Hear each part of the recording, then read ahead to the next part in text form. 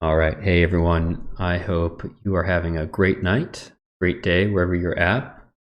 We are picking up where we have left off many times before. So we're just working on continuing to level characters in Guild Wars. Maybe we'll create a new one tonight. But as I discussed last night, we're going to start off by watching some more YouTube videos, particularly lore-based videos from Wood and Potatoes, who has done some great work. As many of you know, I started out. I've been playing World of Warcraft for, I guess, 15 years now. And when I came over to Guild Wars 2, I was immediately enamored by the incredible community that you're all part of. I was captivated by the art style of this game, the play style, but I didn't know much about Tyria or its history, having not played the original Guild Wars either. So I believe it was Coyote pointed me to Wood and Potatoes and Helga as well, and just said, "Hey, you need to watch these videos." So each night, as we kick off, we're going to watch a video. We're on the second one now, which is the Fall of Ascalon, and then we'll jump into the game. But I'm finding these videos really helpful, and they're giving me much greater context about Tyria, and also just allowing me to enjoy this game even more. So with that being said, let's jump in. And as always, thanks so much. Thanks so much for all of the incredible comments, all the incredible tips, and just for watching my videos. If you like them, then do hit that subscribe button. That really helps the channel, or the like button. I really appreciate it. Thanks again. Let's get going.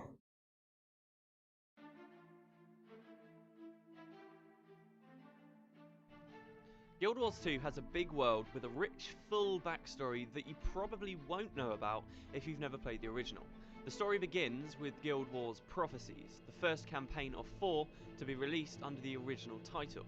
The following is a summary or retelling of the events leading up to Guild Wars 2, starting with Prophecies.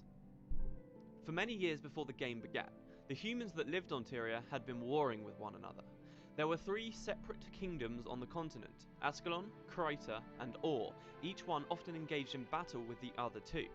The latest war didn't have a good reason to start. Small fights between local guilds were becoming more frequent, and when blood was spilled in Ara, the holy city of the gods, the nation of Or took military action. Despite the fact these became wars between armies and nations, their original names stuck. These were the Guild Wars.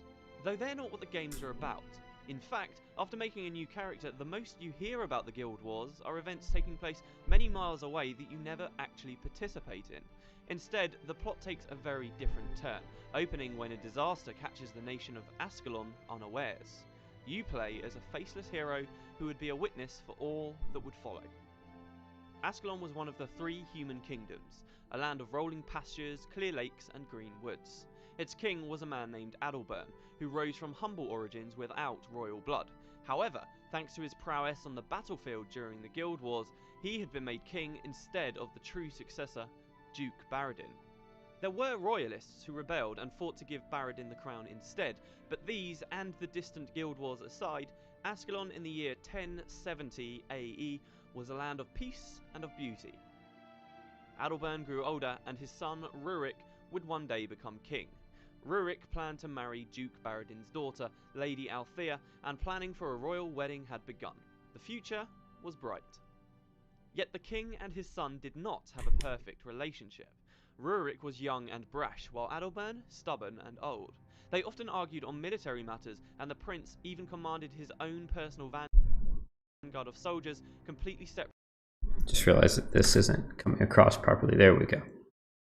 Sorry about that.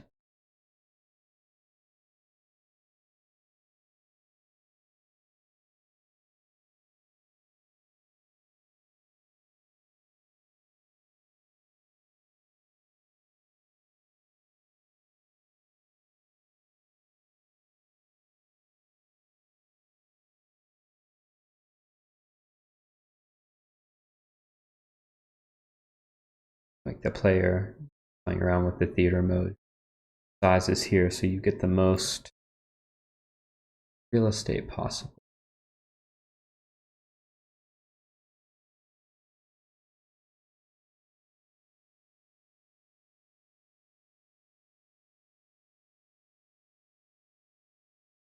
Good. Separate from the king's financing or influence. The defense of the nation was of utmost importance, and for this, Ascalon had a wall. Incredibly tall and strong, it reached from one border of the kingdom to the other. The result of hundreds of years' development, it was continually being reinforced, and for good reason. Like the Cretans to the west, the people of Ascalon had walked into something else's territory when originally arriving in that part of the world. The territory of the Char, and the wall was made to keep them out. A race of cunning, bestial felines, the Char lived in Ascalon long before humanity arrived. They had always known the utter conquest and dominion of the grounds they trod, believing in victory in battle at any cost. However, when the Khan their supreme leader, was assassinated, the Char fell into vicious infighting. Humanity used this time to attack. They drove them far north and took Ascalon for themselves. The Char never forgot this, and since had been in a continuous state of war with the humans, hoping to one day reclaim what was rightfully theirs. Except they I do really like this this little bit of storytelling about, and I think somebody commented on it earlier, how the humans are new to this world. Hey, pretty pixie, you caught me. Finally, nice to see you, and thanks for being here. We are just each night we're watching a lore video of Wooden Potatoes so that I can get a little bit more acclimated into this world. And we just started, so thanks so much for being here. But I love that you know, the humans in Guild Wars are the outsider race. So often they're kind of the archetypical race of any MMO or any adventure game. But here, the story of them being, I guess you could call them the invaders. Other people have compared them to the elves in Tolkien's Lord of the Rings. Whatever way we shake it, it's a really interesting way to look at the world. Yeah, this was recommended by a number of the members of the community, and I'm really fun. We watched the first one last night, and this is the second one about the fall of Escalon. And it's giving me way more context for the game as I play it. Breached the wall. The Ascalonians had always held their ground, and in recent years the Char attacks had been fewer and further between. There were so few attacks, in fact, that humanity had begun to move north. Entire cities were constructed beyond the reach of the wall, and even Draskir, the capital of Ascalon, lay far beyond its protection. The story begins in the year 1070, when a Char scout is spotted south of the wall. That Lord Doomtooth had been using the catacombs and caves beneath Ascalon to sneak undetected through the countryside, and his presence likely meant the beginning of a renewed Char attack. Rurik and his vanguard were quick to cut the Char down, but too slow to realise the danger Ascalon was in. The humans had always relied on their 5 gods for protection. Now the Char had found gods of their own, the Titans. These fiery beasts from a distant land gave the Char power, enough to launch a new attack. Still, more than power, the Titans gave the Char an artifact, the Cauldron of Cataclysm.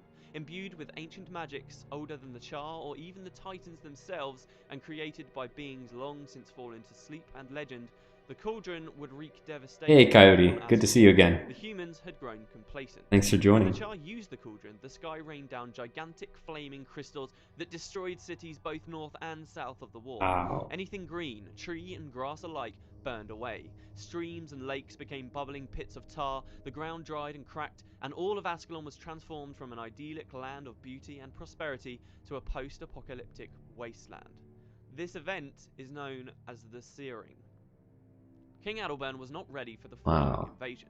The Char army swept through immediately, crashing down on everything to the north.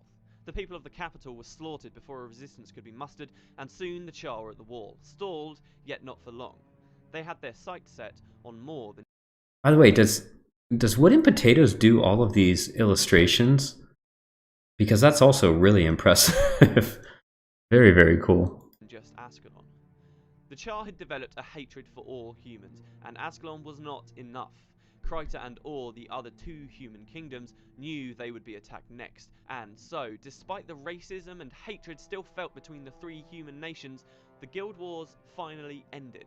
No aid was sent to Ascalon on the front lines, but Kryta and Or instead prepared themselves for an inevitable attack on their own gates.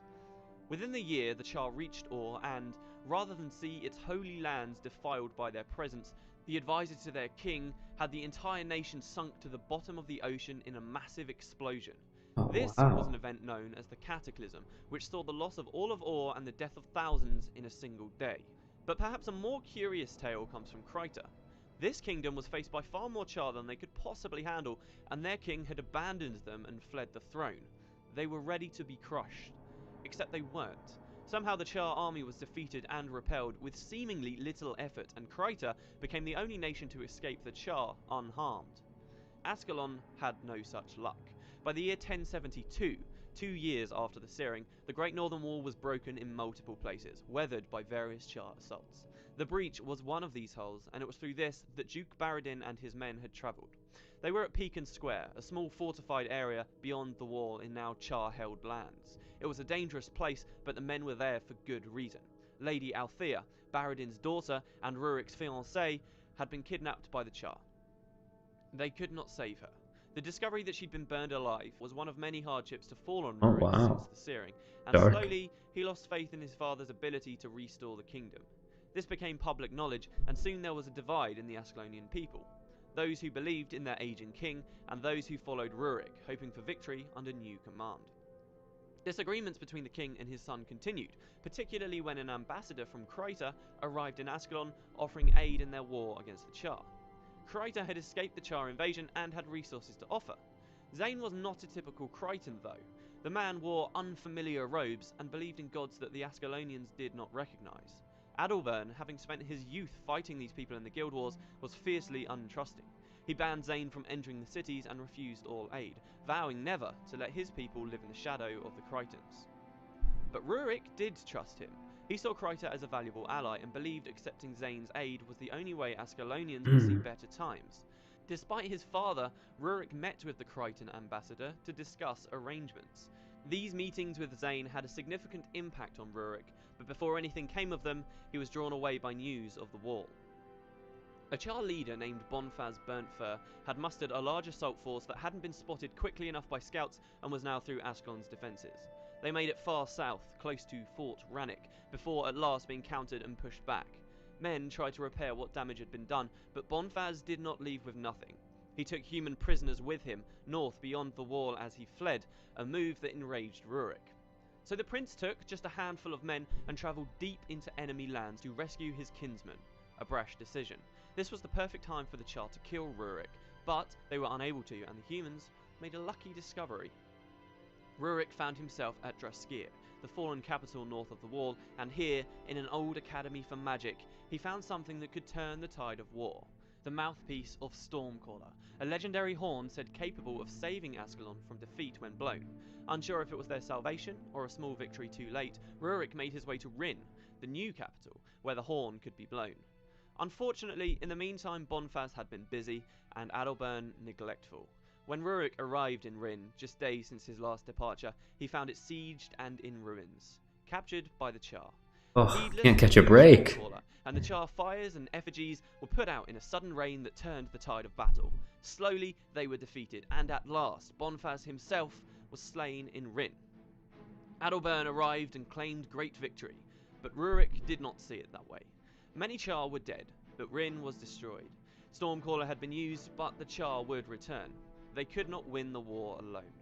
So Rurik did what his father could never agree with. He accepted Zane's offer of aid. Rurik called Adalbern a fool in public, claiming the king would lead his people to their death.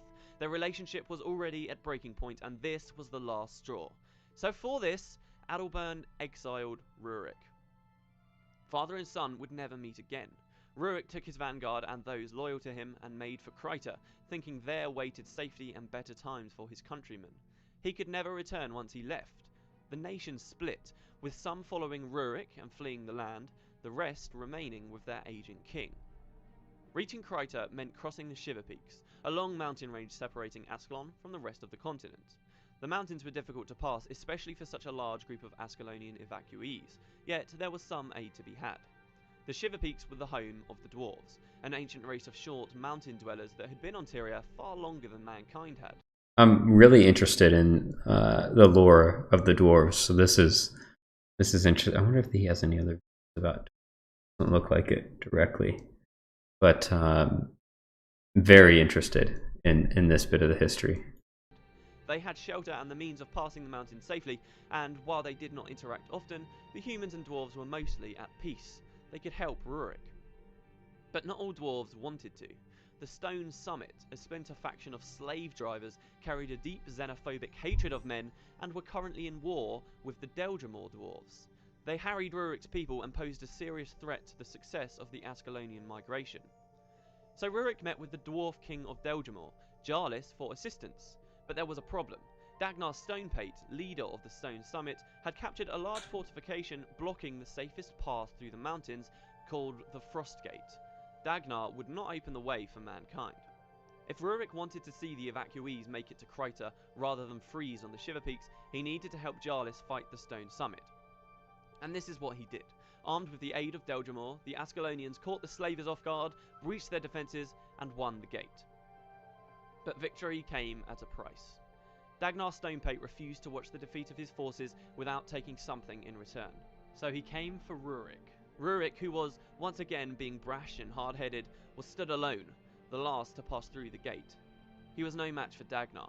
The dwarf called down an avalanche that crushed Rurik beneath it, and, helpless, the prince, caught in a dwarven civil war that had nothing to do with the Char or his father, died beneath the snow with his sword by his side. The body was not recovered, and there was little time to mourn for the lost prince. He may have died, but Rurik did not fail his people. The refugees were through the gate, and the worst of it, with the help of his vanguard, the surviving men and women did make it to Kryta. And this is really where the first chapter of the story ends, with a band of refugees who would later embark on an adventure across the world, looking down on their new home. You had joined Rurik's vanguard and seen it all happen, but there were still many more questions. How had Kryta survived the Char invasion? What were the titans that the Char had begun to worship as gods? What exactly had happened at Or? Well, these are really all questions about the Flameseeker prophecies, what the game is actually named after, and we'll look at that next video. Thanks for watching. Wow. How good are these lore videos? I mean, they are fantastic. So, got 1, 2, 3, 9 videos. And there it looks like there's 7 in this playlist. Okay. Wow, that's cool stuff. All right, team. You know what time it is. It is time to get going. Get playing here. Our settings are good to go. Dive in.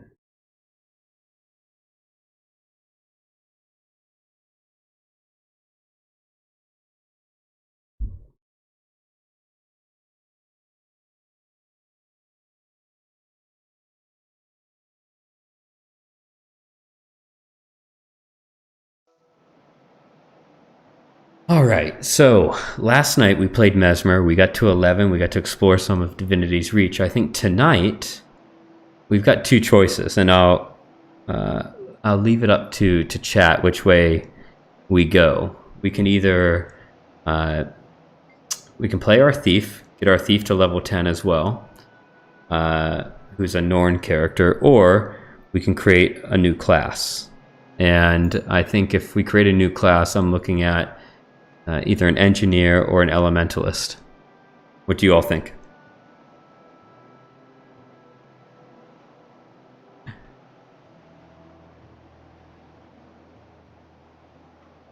Yeah, right? Yum yum.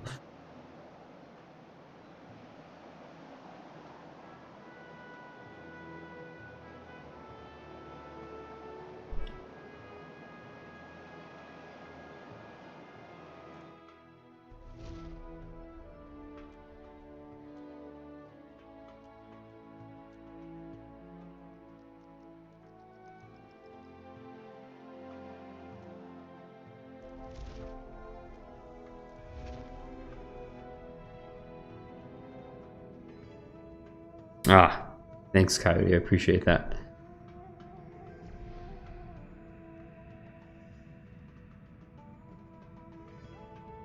Oh, yes, that's right. The gear that was sent to me. Good call. Let's get into that thief then. We're off.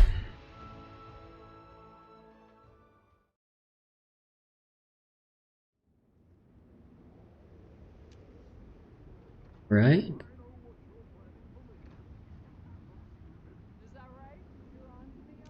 Here we are.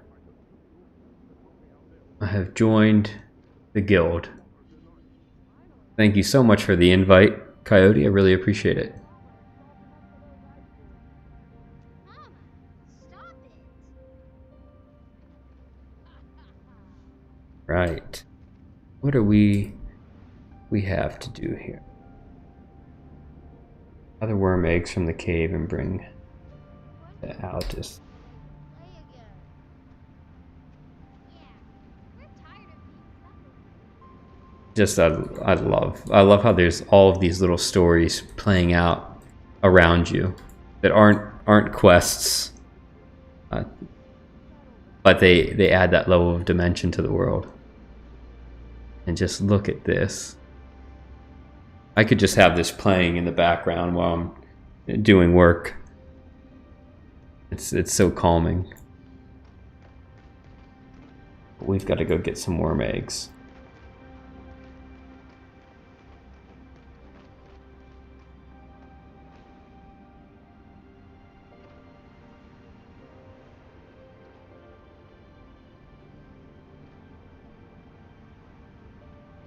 Help Kevak maintain his lodge. Retrieve frozen eggs from the ice cave and bring them to Volden. Alright, we can do that.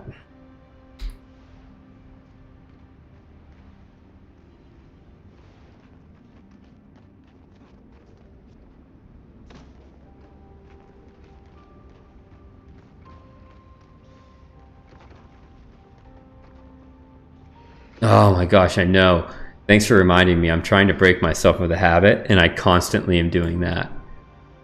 What I'm going to do here for the short term is, while I'm running and exploring, I'm going to try to focus on using the mouse and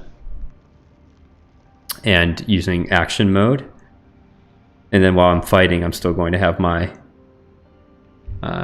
my horrible habit. So let me turn on action mode. I think I bound it to C. Okay, there we go.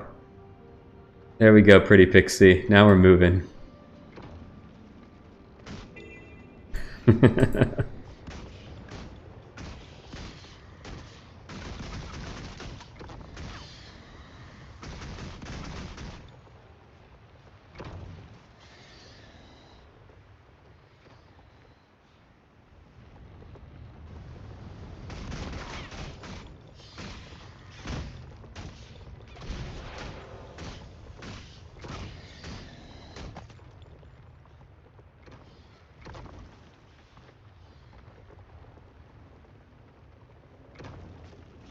Oh, keep in the habit of doing it manually. I see what you're saying.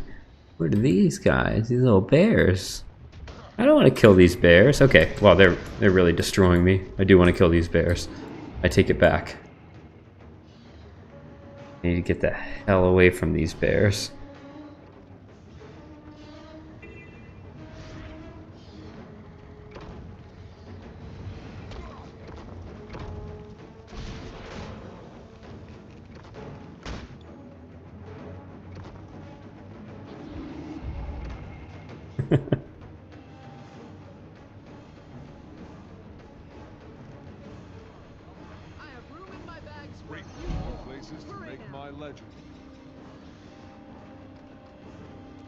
That'll work.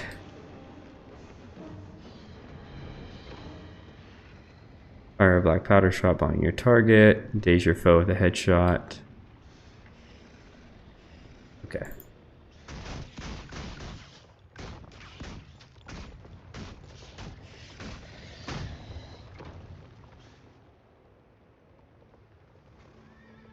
Is that the smoke field? Is that the black powder here? Fire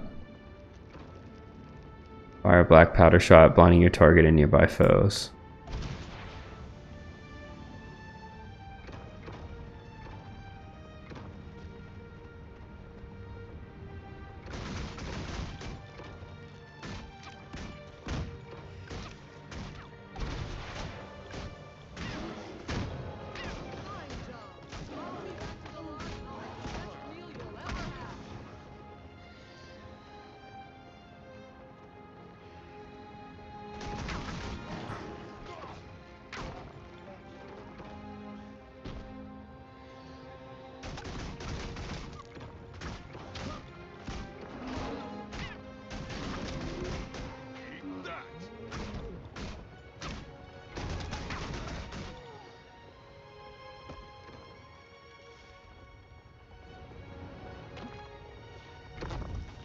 Oh.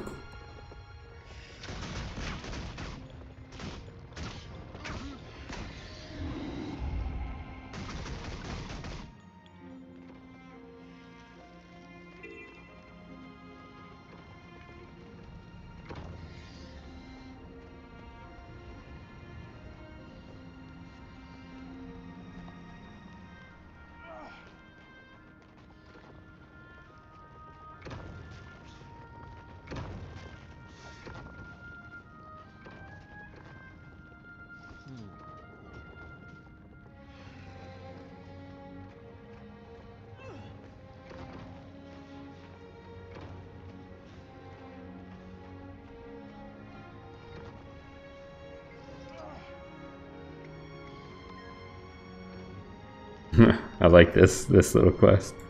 5 is a smoke field, and I think unload is a projectile finisher. Yes.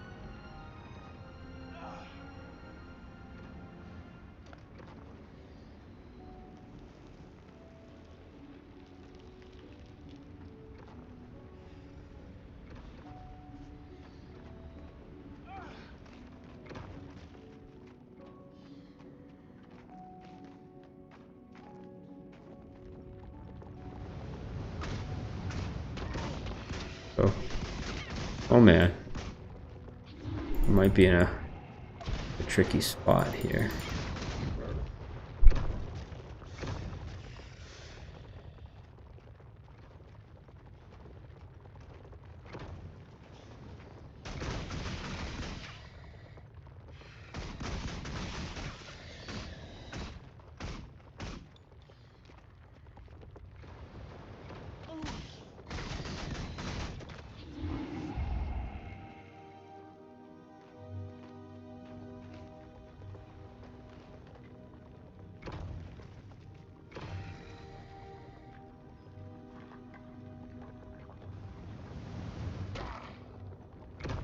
Ah.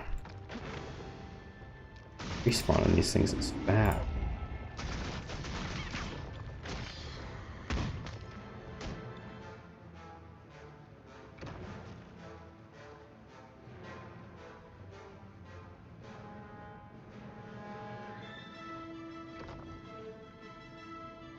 Yeah, I'm really finding that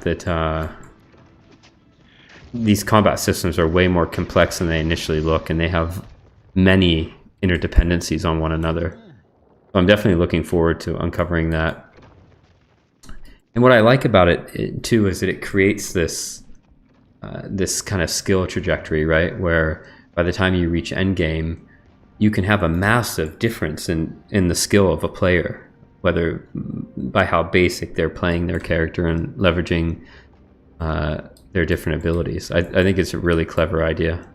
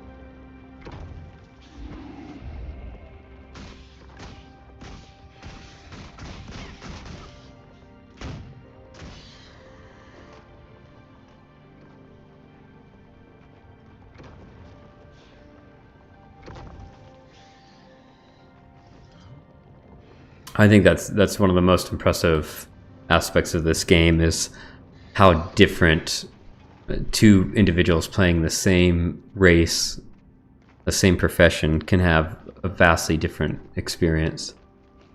And it's something that's really, really rare in MMOs. I mean, like, take World of Warcraft, because that's always my frame of reference. You know, you've got somebody who plays a mage, they will have a very similar experience to somebody else who plays a mage, and all of those classes will have very similar experiences on the main story as well. And that feels particularly outdated, especially when you have games like this that are taking it in such a different and more complex direction. I really appreciate that.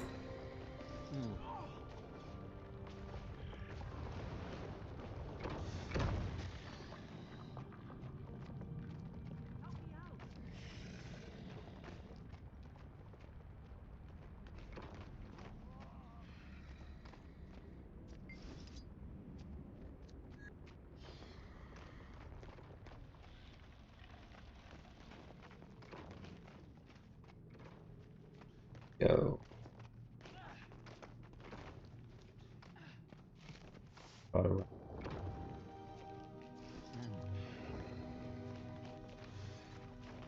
Wow, look at this person's gear.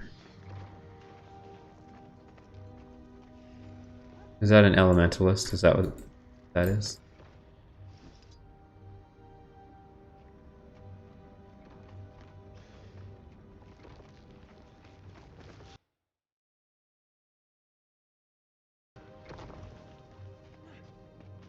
And thanks for everyone else who's joined and watching. Wherever you are in the world today, I hope you're doing really, really well. I hope that you're healthy and happy, and your weekend, whether it's starting off or whether you're now in the weekend proper, that it's going really well for you. We are now level 10, and as soon as I complete this quest, I guess we'll go to Holbrook, and get going.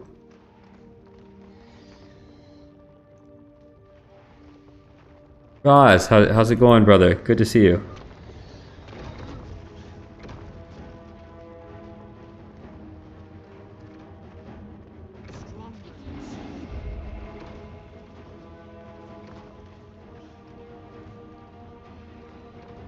Coyote, you're outside. Where are you?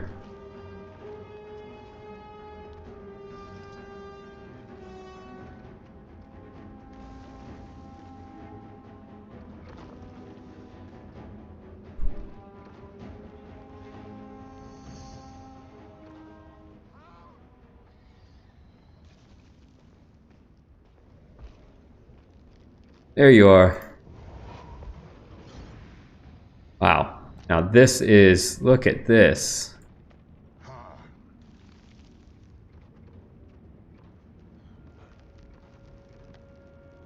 No, Pretty Pixie, please give hints and tips whenever you would like. That's the whole point of this. I really welcome it, and I love the interaction of chatting with you all while I play.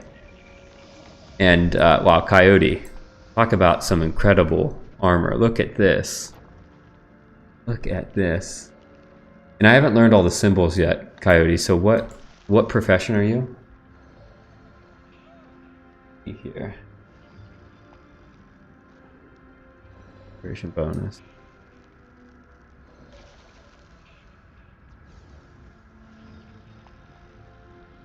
Yeah, and by the way, Pretty Pixie, I love the feedback. I don't understand streamers that don't want tips, don't want to interact with their viewers. I think it's super, super incredible. If you don't want to interact with people, don't stream. That's the way that I've always felt. This is so anybody who's watching, the person I'm standing in front of Drogul. That is our very own Coyote from chat. Oh, Revenant, of course. Sent me some food. Eat. We have guild halls, full maps that are open for exploration. Shadows on me. I think that's best. Where you go? Self at home. Open G. Okay. Okay, and I travel to the guild hall. That's really cool. Wow, incredible.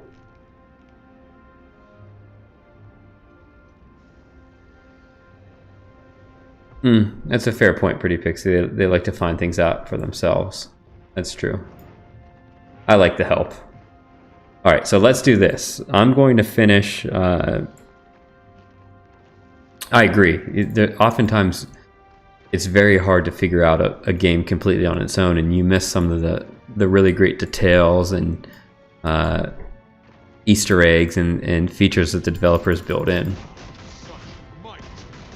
So I am very grateful for the tips and hints.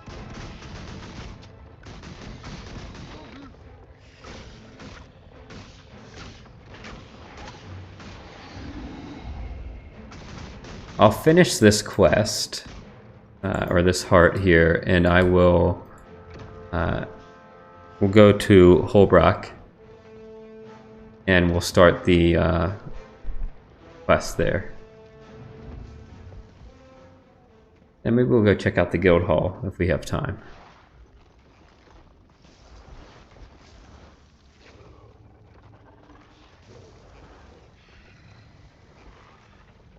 And I definitely want to hear more about the guild system because it sounds, again, my experience is limited here, but in the MMOs that I've played in the past, it feels like guilds were just really a collection of players. Maybe you had a bank and some shared storage, but that's it. But it sounds like here, it's a much more comprehensive and holistic experience, which is pretty cool.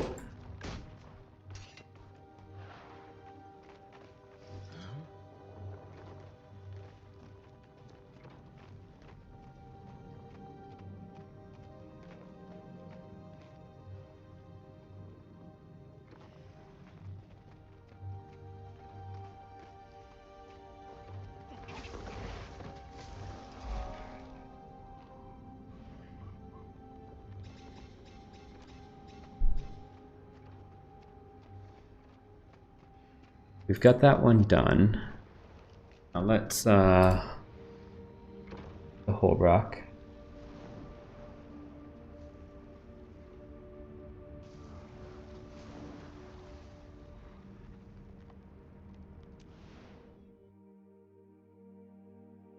Movement is very important. You want to keep moving in Guild Wars 2, especially on squishies. Okay, nice. That's why the cam movement is so important. It allows you to kite while facing your target. Yeah, that makes a lot of sense.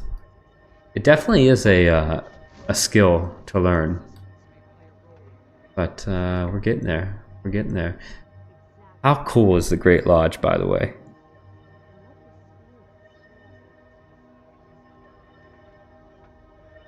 If you're not in front of the enemy, they can't hit you. Okay, that's really good to know. So I really have to start working on my dodge game as well then.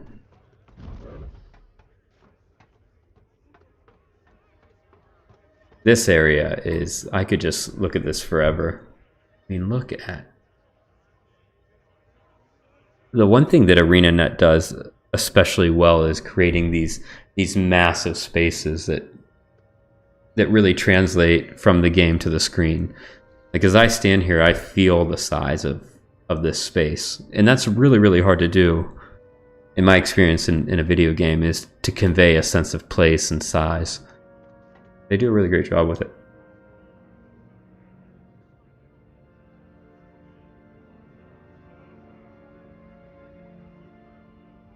Oh, thanks, Coyote. I'll be sure to do that. Newer stuff looks even better. I'm looking forward to seeing it. And like great lore around the fang of the serpent. I had no idea until somebody explained it to me. We have to be able to crack this at some point, right? At some point, we have to be the ones that crack the Fang of the Serpent.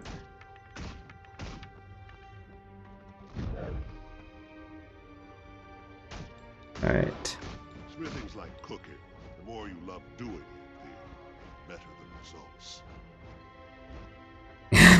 Dragon Dentist. I love it. Vygarth the Smith, what would you have of this season's finest slayer? Oh, you're mighty confident for one so young.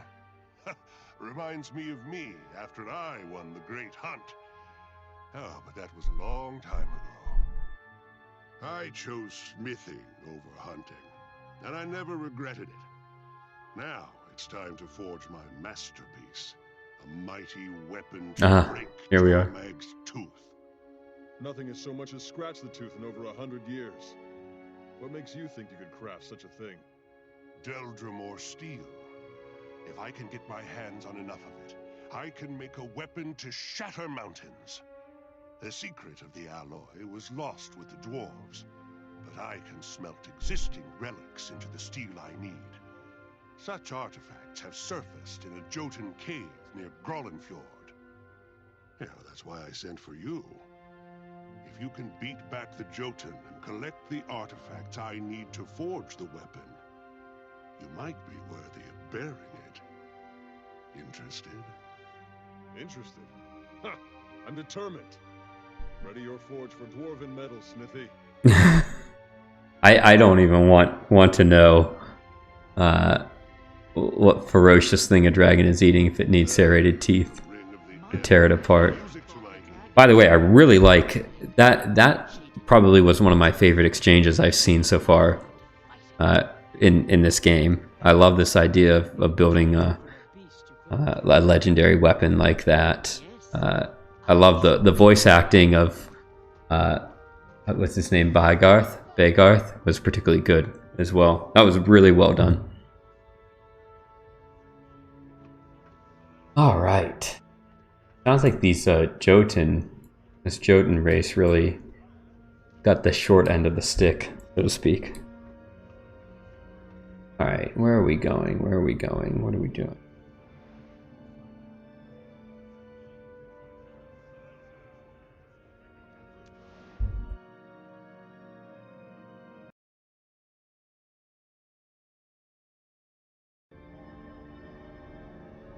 Oh, look at this little dragon. Mini adolescent Arain, Shadow of Thieves Arain. Is it a dragon? That's cute. I like it.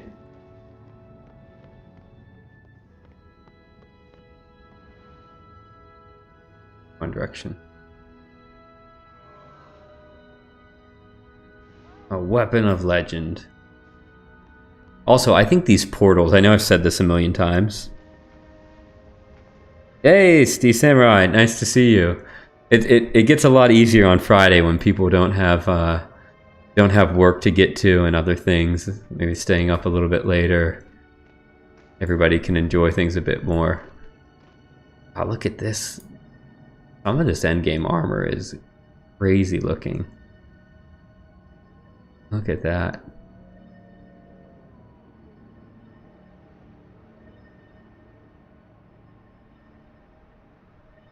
I love the way these portals look. I feel like I could reach out and touch them.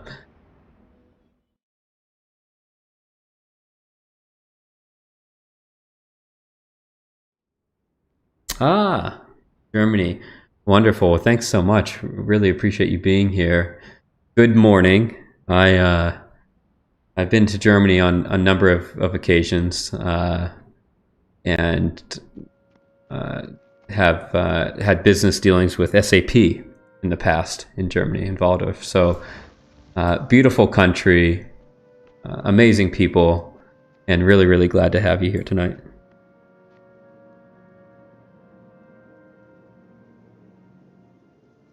You have a level karma and a daily. That would, oh, didn't even realize. Thank you. Bag of crafting materials, double click to open, contains crafting materials from creatures found in Tyria. Alright, we'll take it.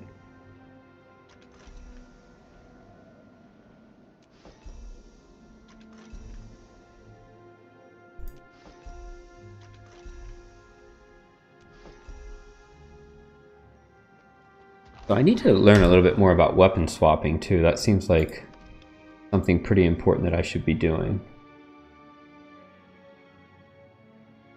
And I've got a bunch of pistols and cool things now. I guess we should start equipping some of this stuff, right? Right. 145, 171. So these are both much better. Thank you so much for sending me these, team. Really appreciate it. And oh man, look like a proper thief now. Don't look like a hobo thief any longer. You all have kitted me out. Look at this.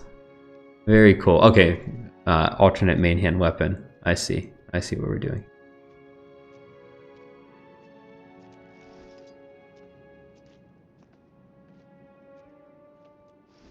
Okay, I see how weapon swapping works.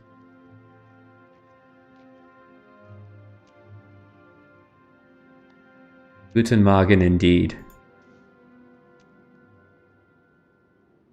14 alts, wow.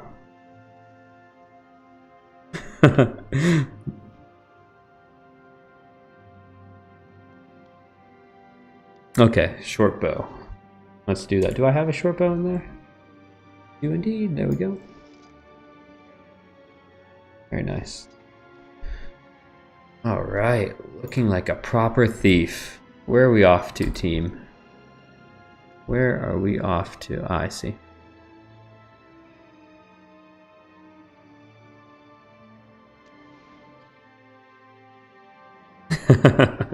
Looks good for a thief.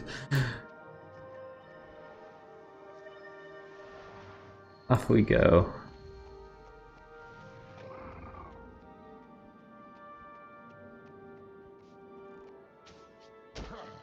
"46 alts, incredible." Is there a limit on the number of alts that you can have? Shooting at me. Didn't even see that thing.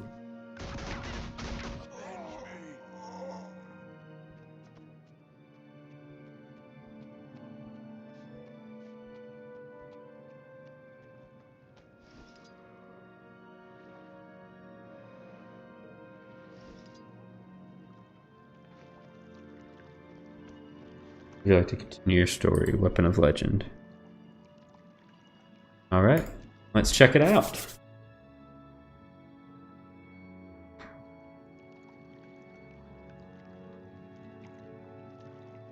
Near 80, wow.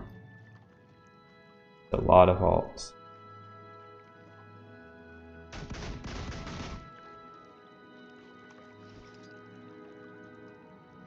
Ghost, we have Trick Shot, fire an arrow that bounces between nearby foes and inflicts bleeding when striking poison enemies.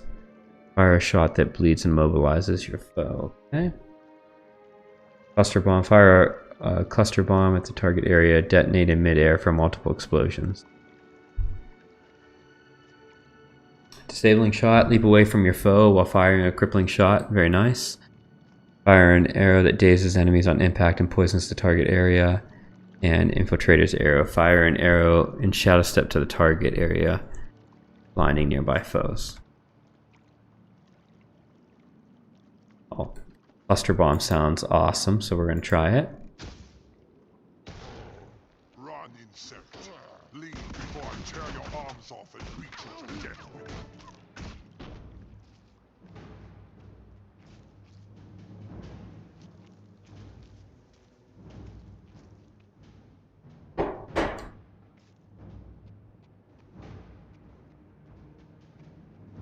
I want these guys. I need help. Help me.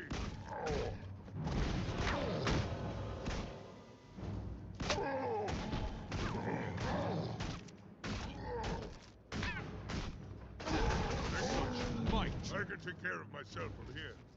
But there are more prisoners inside. The sun's striking me. And then I heard screams. Help me. About me, help them. We will make another offering. A hunter who wandered too close. He is strong. sacrifice will gain Oops. us power. We could butcher an entire homestead with such might. Oh no.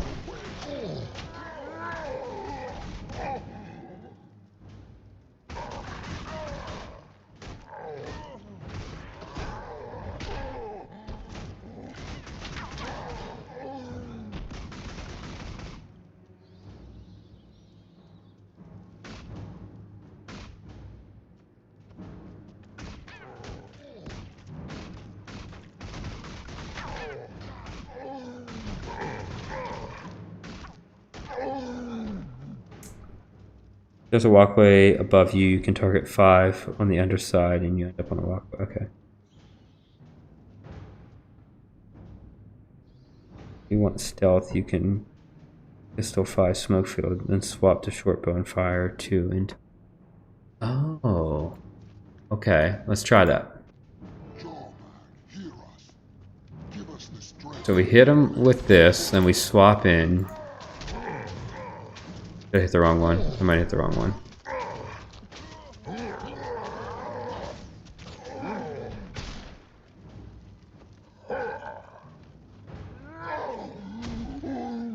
I may have messed that up. Let me see again. So if you want stealth, you can pistol 5, smoke field, then swap to short bow and fire 2 into it.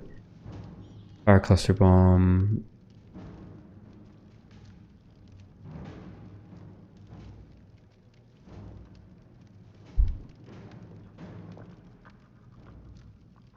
Did I mess that up somewhere? Because I don't think I got into stealth.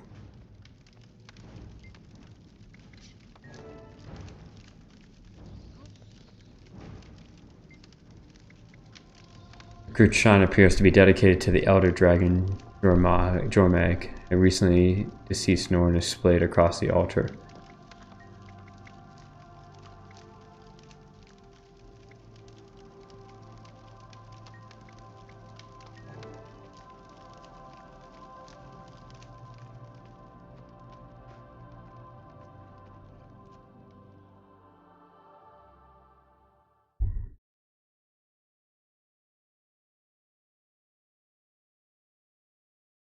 Five swap 2. So 5 swap 2 will put me into stealth. I'll go 5, and then I swap 2.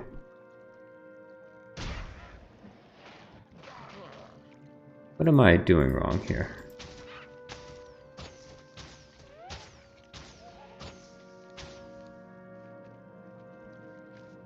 Try that again. Now the main event. Come here. 5, swap 2. Ah, ha! I see. Okay.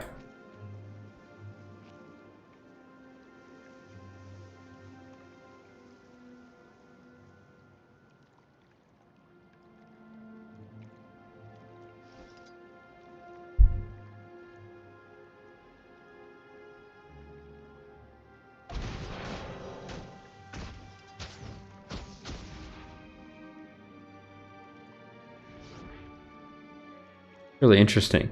Now, here's a question I have for you. Where did you see that? Because I didn't even see anything indicating that if I did that, I would go into stealth.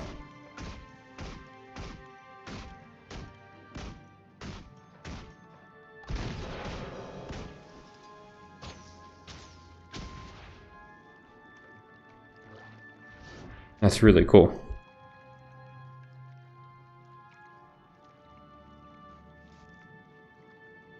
Look at the guy behind you when you stealth. 1 second. Try it again.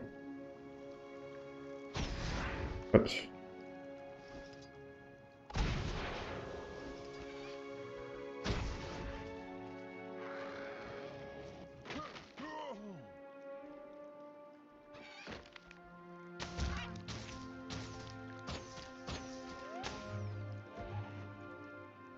Wow, I have so much to learn about this combo system, but that's really, really cool stuff. Alright, let's go back to whatever his name is, Byreth, I forgot it already. Oh, sorry.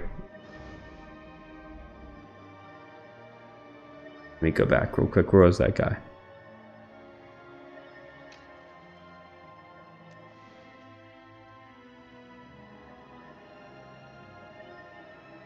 Okay. Alright, good. So they don't show in the game, so I'm not losing my mind. I was starting to think, what am I missing?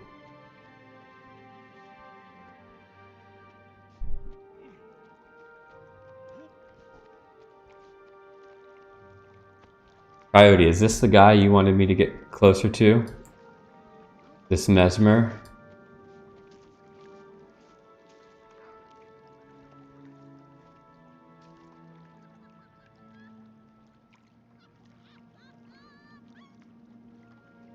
I did say that. I did say I wanted to know how stealth worked.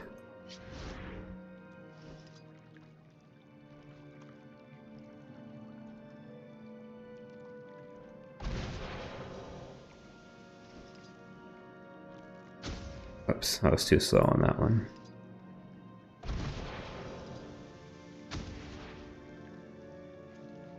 Oh.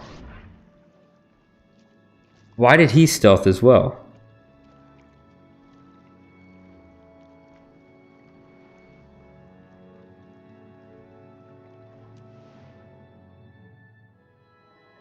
That was cool. That was really cool. I had no idea.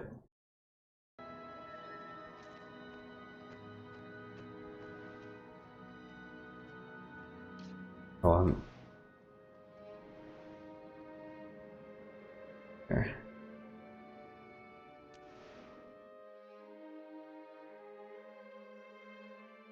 Blast finishers give an AoE effect. That's really cool. Now I'm starting to see just how complex and delightful this combat system actually is. Which it mimics, like, you know, you think of characters becoming more mature and more advanced, but it really seems like this combo system allows you to scale too and demonstrate. It's not just you get better at memorizing a rotation. It actually requires a lot of unique thought as it pertains to the situation that you're playing in. And situational gameplay and having a system that adapts to it, that's pretty rare, and that's really cool. Smithing's like cooking. The more you love doing it, the better. Use that when retreating with a group to be the hero. I also saw the bodies of the other hunters you sent. Those Jotun are worshipping the ice dragon. Bear's breath. I didn't know that. I'll take the steel off your hands, but I can't do anything about the Jotun. Though I do know someone who can. Do you know Stegulkin? Tall, beautiful, travels with a huge black wolf. She killed one of the ice dragon's strongest lieutenants. Of course, she fought beside me against Isormir, and I've heard songs of her epic deeds at several moots. She could help us. And not to be a gossip or anything, I hear she's taken quite an interest in you since the Great Hunt. In me? Why? To tell you the truth, I'm not sure. Perhaps you impressed her. In any case, ask her about these Jotun, and I'm sure she'll lend a hand.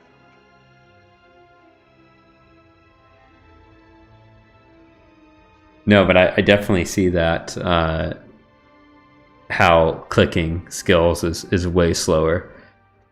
So once I get my movement down pat, that's the next thing, is making sure I'm getting my keybinds right and I'm driving a bit of muscle memory. For sure.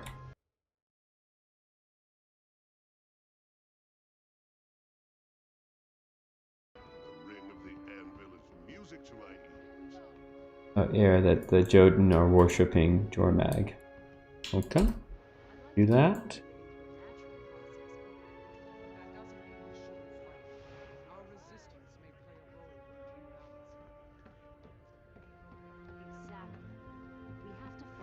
Yeah, turning with the keys are so slow.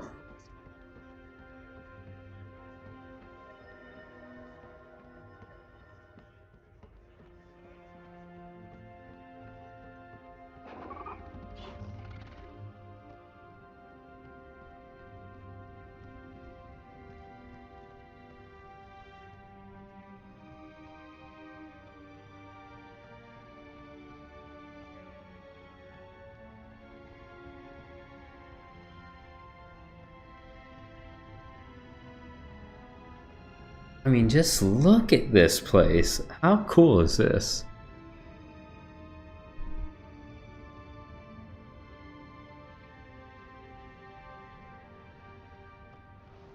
Yeah, I've been thinking about creating an engineer too. Maybe we'll do that tomorrow.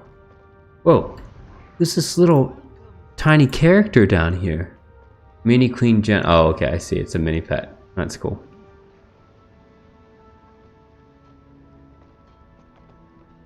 The way that these cauldrons look, these braziers with fire in the snow, that's really cool as well. I love seeing it. And I think you may have gotten an inkling of an appreciation for how high the potential skill ceiling is. A good player does triple the amount of damage of an average one. I can see that. I can definitely see that the skill ceiling is super high in this game. And I think that's great. Because that's really, those are the types of things that make the end game worthwhile. You know, when you feel that you may have played through a tremendous amount of the content, but you still have so much development that you can do with respect to your own skills. I really like that.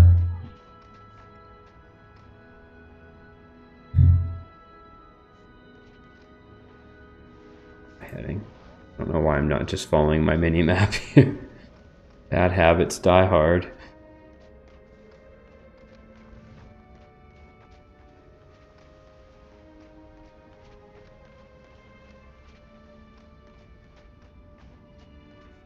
Or end of the instant.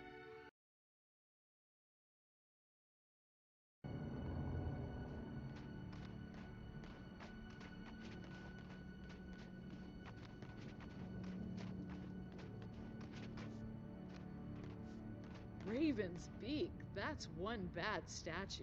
What are you talking about? It's incredible. The carving is flawless. I'm not questioning her skill, just her choice of subjects. That oaf doesn't deserve a monument. That's really cool. Set to blade strong, her eternal journey shall end only when the Mesmer Blackheart is slain and her love avenged. May she one day know rest. Last. Love this. Love this. I told you all I love little bits of lore, and this is great. You can't argue with her skill, but her choice of subjects ruins the whole effect. Well-crafted pieces, but ugly as ugly.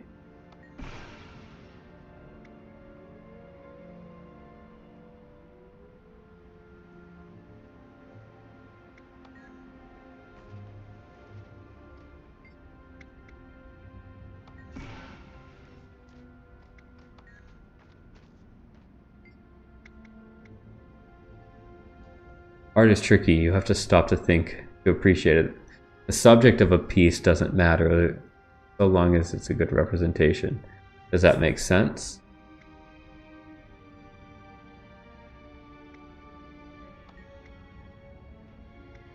I like these little particle effects that happen when you answer a dialogue. Hi Helga, nice to see you again. I hope all is well in Germany. We have a few other people today joining us from Germany as well. But it's good to see you. And I know what a pain laundry day can be.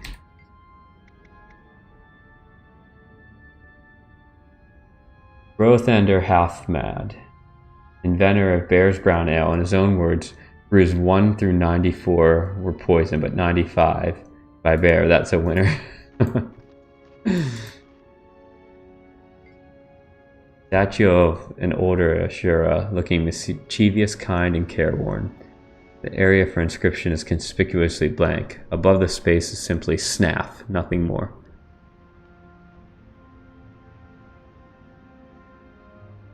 Australia, originally from the Netherlands. 2 places that I've been fortunate to visit. The Netherlands are beautiful, very cold in the winter, as I've said before. You're a Mountain Walker, Kingslayer, Cursebreaker, Blood Washes Blood. Very cool. And Australia is lovely. I've been to a number of different states in Australia. New South Wales, Queensland, Victoria. all beautiful places and all very different. Yeah, I do too, Hug. I really love that we have so many people from around the world. And I think that's one of the benefits of streaming late here in the US is that it's a time that generally works for many more of you around the world. And I love that we have such an international collection of viewers here. Especially when we all live in a world where it's much harder now than ever to travel. Fortunately. This is cool. Alright, let's jump in. Still gone. You know I can't carve your image properly when you're wiggling. Oh, this stone isn't right. It'll never... What's that, Garm? Someone's coming? Very well, we'll leave this alone for now. Perhaps the next stone will be better. This is cool. It's good to see... It's good to see you again, Slayer. You look troubled. What's wrong? I've been to the Jotun caves near Grollenfjord. They're worshipping the elder dragon Jormag. Jotun are fanatical about their old ways. They wouldn't worship Jormag. Unless... What do you know about the Sons of Svanir? I know they're the idiots who embrace the ice dragon as a spirit of the wild. From what you saw, so do these Jotun. There has to be a connection. There are Sons of Svanir near Hirbat's camp. They might be involved. It's a bit of a scandalous camera angle, isn't I'll it? meet you there. Let's see if we can persuade the Sons to tell us what's going on. That sounds perfect. Heirs to Galkin, side by side with the slayer of Isormir. The Skalds will sing of this for generations. Careful. Skalds also sing of noble hunters dying grisly deaths.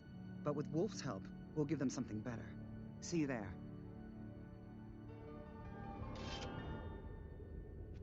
Right. Select a weapon of legend, or a weapon of legend.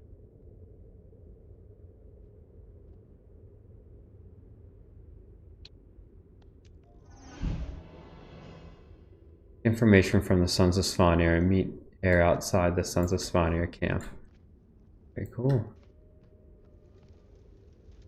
Heir has a pretty magnificent bed. Look at this thing.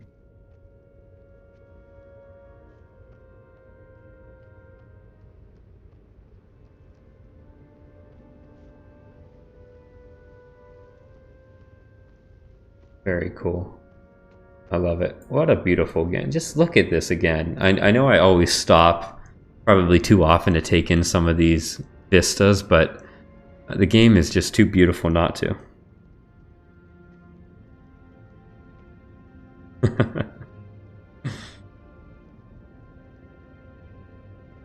Oh, utility skill. Is that what Keybind 7 is here? Oh, I see. Okay. Summon a worm to fight for you. Call upon an owl to attack and bleed your foe. Okay, let's try that.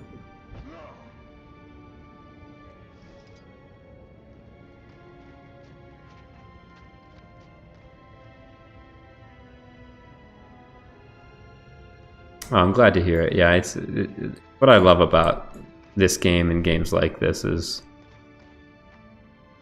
you know, we play these games for community, but we also play them for escapism. And I think anybody that loves the adventure and the fantasy genre, like we all do, these are ways that we can kind of transport ourselves to these worlds. That's what I always loved about Lord of the Rings Online. You know, if any of you are Lord of the Rings fans, that when that game came out, that was what we all wanted, right? We all wanted that ability to walk through the Shire, or eventually to go to Minas Tirith, and taking a moment to kind of enjoy these worlds that we get to inhabit through our characters. It's a lot of fun.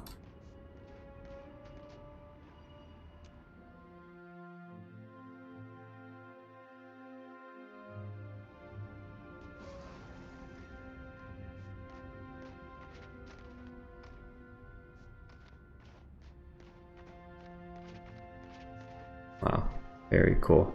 Okay, so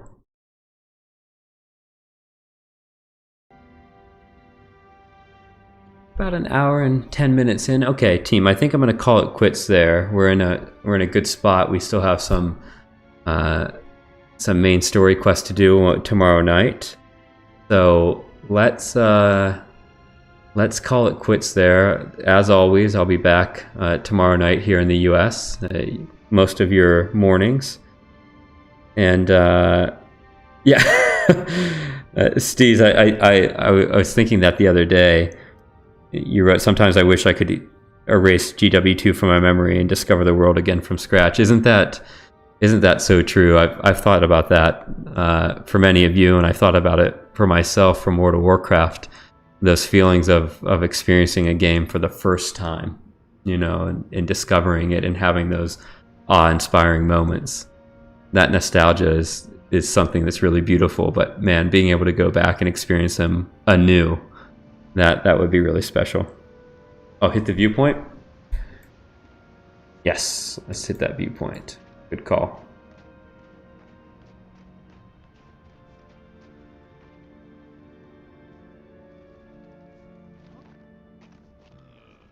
I challenged my wife to some axe throwing. For good reason, I hope.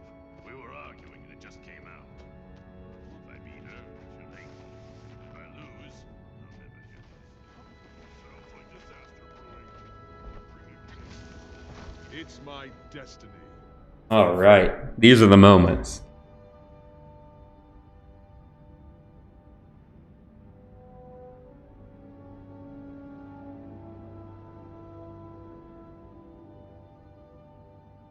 Wow, that's a good one. That's a really good one.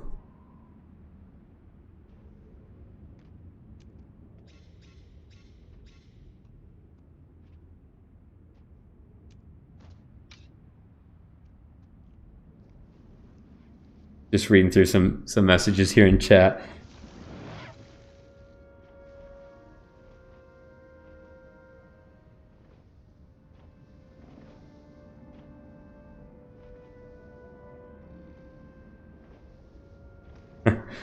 All right, everyone. Thanks so much. Thanks so much for being here.